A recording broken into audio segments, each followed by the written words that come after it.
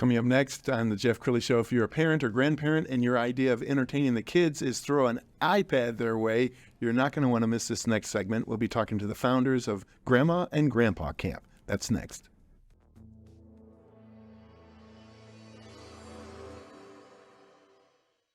Many are predicting that the worst is yet to come, which is unfortunate, said one person here. Until now, they've enjoyed the reputation of being the nation's icebox. Watched a burglar in his home this morning by webcam. As a journalist of over 25 years, stories are what make my world turn. Reporting live from the Dallas newsroom tonight, Jeff Crilley, Fox 4 News. But in 2008, I took the jump from my familiar life and started a PR firm from my home. We're talking about anyone with a camcorder like the one I'm using becomes a television network. We started slowly growing the company, and we now have over 100 clients, and we've branched into the world of live digital broadcasting. I now own 8 different TV studios and have a huge team, and the stories that I now get to share are sometimes the most important of my life. Life has a funny way of coming around full circle. This is the Jeff Crilley Show. Well, I don't know about you, but it makes me sad sometimes. I'll go out to dinner and I'll look at the table next to me and there'll be a family and every single person is on their iPad or device and they're not really communicating. And some of my favorite memories are as a child going to Grandma and Grandpa's house. A couple people who know a lot about that are Mike and Rosemary Green. They are the founders of Grandma and Grandpa Camp. Thanks for coming on the show. Thanks so much. Thanks for having us. Awesome. Well, I met you guys through Craig Duswald, who is an amazing, brilliant brand strategist. And you came up to me afterwards and you started talking about Grandma and Grandpa Camp. And I said, man, you have to come on my show. So why don't we start with you, Rosemary? What is Grandma and Grandpa Camp? So Grandma and Grandpa Camp started 24 years ago, and it's a week in the summer that we have our grandchildren, as many as can come, and spend the week with them doing all sorts of different activities and sometimes just doing no activities and giving them creative time and time to spend with each other. As a result of that, we've become very close to our grandchildren and they with each other. They are very close cousins. And we've told other people about our Grandma and Grandpa Camp experiences, and they are so excited about what we've done that they've started their own Grandma and Grandpa Camp adventures. And so we've decided to write a book about it, that we're going to share our adventures with grandparents all over the world. Wow, I think that's so sweet. Mike, let's bring you into this because you guys were telling me before the show you have different memories of the same events. So Yes. working with your wife as your co-author, what's been the process like writing the book so far? It's been really a lot of fun as we look back through the pictures over the years and see what we've done and remember, and our memories are different. It's kind of like watching an accident. Everybody knows something a little different, but the cooperation ends up being a better book when we get all done. And the stories are still the basic story, but it is a lot of shared memories that we're working on.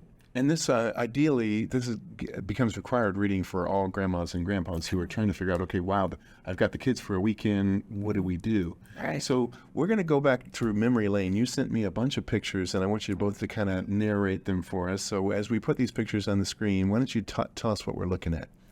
Rosemary? So this was our first year at Grandma and Grandpa Camp. Our Lindsay there was 1 and Ashley was 3. Our daughter and her husband wanted to go on a cruise. We said we can keep the kids for a week. And we had such a good time. And we took them out to different places in Dallas to do sightseeing. This is the cattle drive downtown.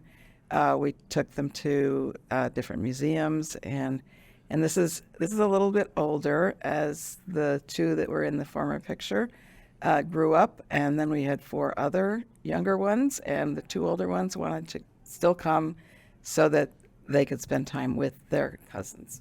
Mike, why don't you show it? So right here, we go to high tea, and even the youngest one was there, and that's been a tradition that we've done. This is our 24th year this year of Grandma and Grandpa Camp, and this was a very special time. There's a gentleman that we know from church who is a guide at the museum down at the Love Airport. And so we went, and the girls got to go through the museum there. And then here, this is the creativity part. They built a village. You can see there's a Starbucks there and a Target. And so this is some of the kind of times where they just had some free time to be creative. And this is a very special story that I'll let Rosemary talk about. You want to wait on this until the end? Or? Go ahead. Okay. Tell it. What are we looking at here? So in 2018, I was diagnosed with breast cancer, and thankfully it was very early diagnosis and everything is fine. But as part of our Grandma and Grandpa camp, we tell the story about, or we have one of the children draw a picture, and we take it up to Big Frog, they put it on a shirt, and that's our camp shirt for the year. It's really easy to keep track of them when they all have the same shirt on. So so they came that year, and it was possible that I was going to have surgery that week, but we didn't know for sure. They said, we'll come anyway, and if you have surgery, we'll take care of you. So so they came, and we gave them their shirts, and then they brought out these other shirts, these pink shirts that said, I wear pink for Grandma.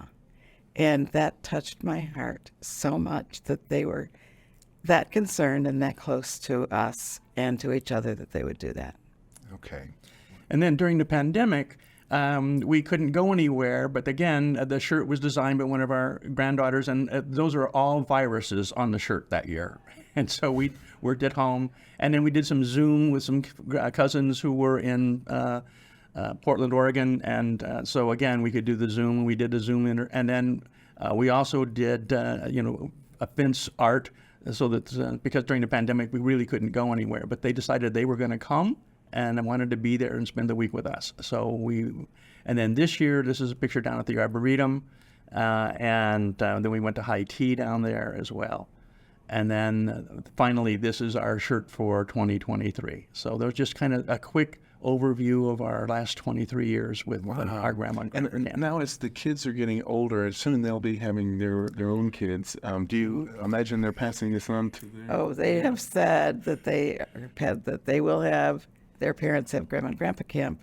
But the conversation was interesting because they said, we'll have our parents do Grandma and Grandpa camp, and their parents are all in on that too. But they said it'd be really good for all of our cousins to get to know each other. And we said, well, wait a minute, because your mom and dad will have Grandma and Grandpa camp. Your mom and dad will have Grandma and Grandpa camp. And they won't necessarily all be together. We said, well, then we got to do something about that. So we haven't figured that one out yet. Well, I love it that you're writing it down because, Yes. Those memories, you don't want those to be lost. You want those traditions to be passed on. Right.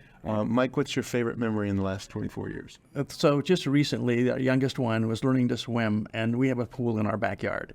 And so, and at the end of the week, they're pretty can swim across the pool because we just go a little ways and we back up and they can. And so we showed her, look how far you've come. And she gave me a big hug and she said, I love you, Grandpa. And I told her that you get a pony for Christmas. So what are your words of encouragement for the parents and the grandparents out there who, they don't feel like they have enough stuff to entertain kids, and so they end up using the iPad or the TV set as a babysitter? What is your word of advice? Okay, so one of the things that we did when we first started is we went down and said, if we were a visitor to Dallas, what would we go see? And so we went down to the Chamber of Commerce and said, hey, what's around? And there's all kinds of things that you can do. So you just need to kind of look around at what do you enjoy doing and what's in your area. And one of the things that we did early on is that we did fossil hunting along the creek. And so you can go on picnics. There's all kinds of things. And so that's the idea in our book, is to show some of the different things that we've been able to do that aren't expensive, but yet are fun, that you are actually working with your children. And then there are other things that come up. One of the funny stories that we have is that Grandma and Grandpa camp starts when all the parents are gone. And before then, it hasn't started. And one of our little granddaughters coming in, our daughter comes in on Friday night, drops off the kids, stays the night, and then goes home on Saturday morning. Her daughter comes out in the morning, she sees her mom, and she starts to cry. And her mom says, oh, honey, you'll be fine. You love being at Grandma and Grandpa camp. She says, that's not the problem. She says, what is it? She says, you're still here. So that's just kind of a funny story, but it kind of shows that the relationship we have our grandkids, and it's one that we cherish deeply. Wow, that's very special. Okay, Rosemary, we're going to give you the final word. What words of wisdom do you want to impart on all the parents and grandparents watching this right now? I would suggest that they set aside a time, whether it's a week, a weekend, or whatever, to have that special relationship with their grandchildren. Have them there by themselves. You know, when families get together, you don't always have the one-on-one time with the grandchildren because you're visiting with the parents, you're visiting with everybody. And it's just so special to have them on their own terms, and then they just love it, and they grow very, very close to each other and close to us, and we love it. No, that's a great way to end this show. We're going to also leave you with Mike's LinkedIn page. Thank you both for sharing your story. Thank you. Thank you for having us. You bet. That's it for now. We'll see you next time.